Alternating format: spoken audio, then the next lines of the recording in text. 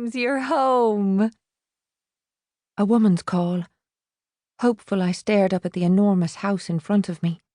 It was made of clapboard and painted white, and a wide porch framed the full length of the front. Towering columns circled with vines of green and violet wisteria stood on either side of the broad front steps, and the air was thick with the fragrance this early April morning. James, why didn't you send word? The woman sang out into the morning mist. Hands on his hips, the man leaned back for a better view. I warn you, wife, I've come home for you. Best come down before I come up. Above, at a window that appeared open to the floor, she laughed, a figure of white froth capped by billowing auburn hair. Oh no, James, you stay away until you've been washed. Mrs. Pike, prepare yourself, he shouted and bounded over the threshold. Inside he continued to shatter the peace. Where is everyone? I heard him call. I'm home.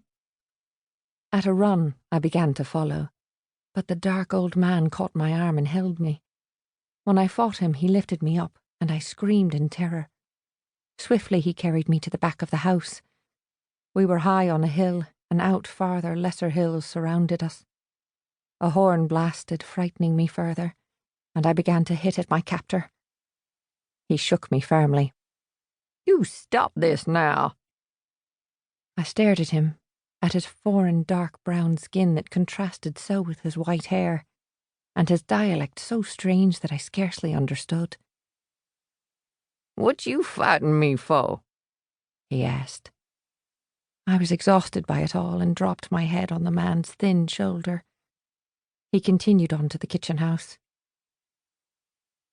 Bill? The old man called. Bill? Uncle Jacob, come in.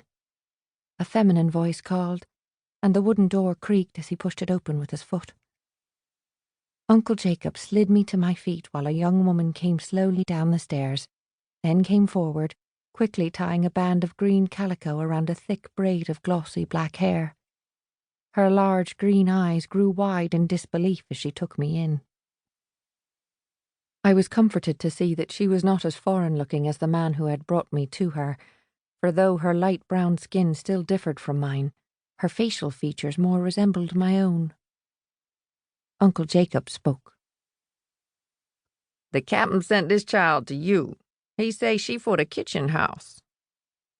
What's that man thinking? Can't he see she's white? The woman sank in front of me and turned me around. You been sick? She wrinkled her nose. I've got to burn these clothes. You nothing but bones. You want something to eat?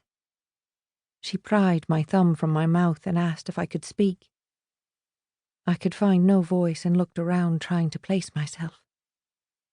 Belle went to the enormous fireplace that stretched the length of the room. There she poured steaming milk into a wooden mug. When she held it to my mouth, I choked on the milk, and my body began an involuntary tremor. I vomited, then I passed out. I awoke on a pallet in an upstairs room, too frightened to move after realizing that I still had no memory. My head ached, but when I rubbed it, I withdrew my hands in shock. My long hair had been cut short.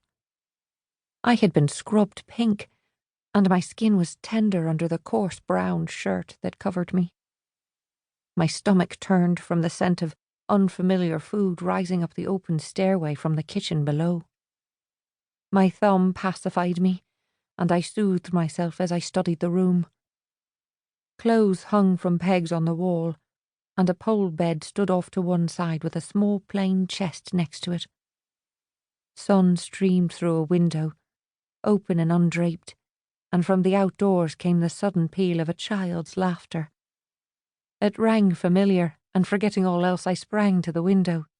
The brightness stung so that I needed both hands to shade my eyes. First, all I saw was rolling green, but below the window I saw a path.